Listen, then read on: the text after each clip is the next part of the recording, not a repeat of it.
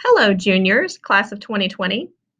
On Wednesday, February 20th, all juniors will be taking the ACT test. At this time, we're going to share with you some more information about the test, as well as some tips and strategies to do your best. Who, what, where, when, and why. Who? Again, all juniors will be taking the ACT. What? The ACT is a standardized test used for college admission and community college course placement. Where?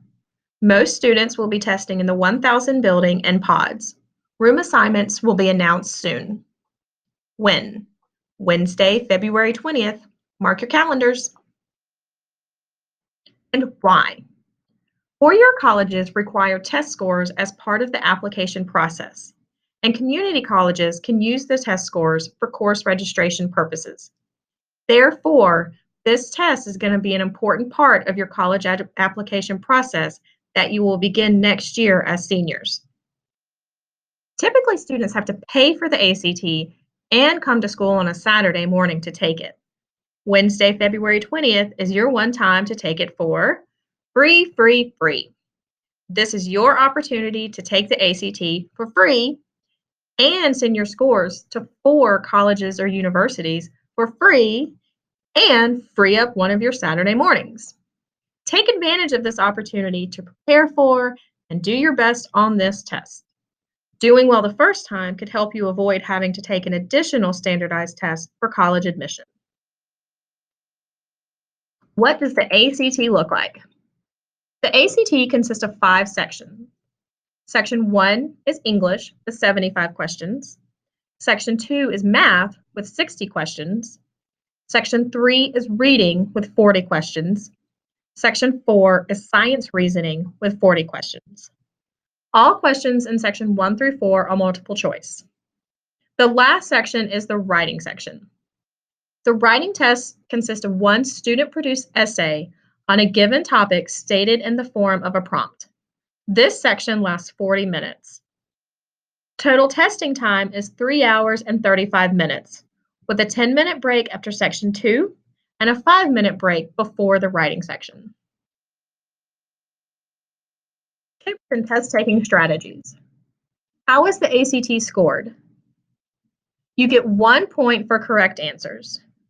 Incorrect answers and questions that are left blank earn 0 points. Each section is scored on a scale of 1 to 36. The 4 sections are averaged together to get the composite score. You do not lose points for incorrect answers, so make sure you do not leave any questions blank. You are not penalized for incorrect answers. It is to your advantage to answer every question within each section's allotted time, even if you have to guess. So basically, do not leave any bubble blank. Pacing. Work as fast as you are accurately able to do. Don't waste time on questions that are too difficult. Work questions out in order. Ask yourself whether it is a do now, do later, or do last question, and answer the easiest first. Remember, math questions get harder as you go, so work faster in the beginning. Cross out the wrong answers first. This may help you find the right answer. And again, make sure you bubble an answer for each question. Bubbling answers.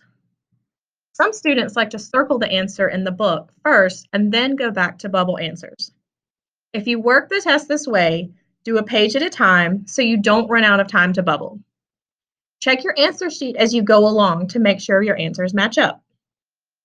Within a minute or 2 left in each section, make sure each question has a bubbled answer, even if you have to guess. Remember, leave no bubble blank. Once time has ended for a section, do not bubble any more answers in that section. This is considered prohibited behavior, and if you do so, you will be dismissed from the test and your scores will be canceled. It's all about timing. The ACT is a timed test, aka a power test.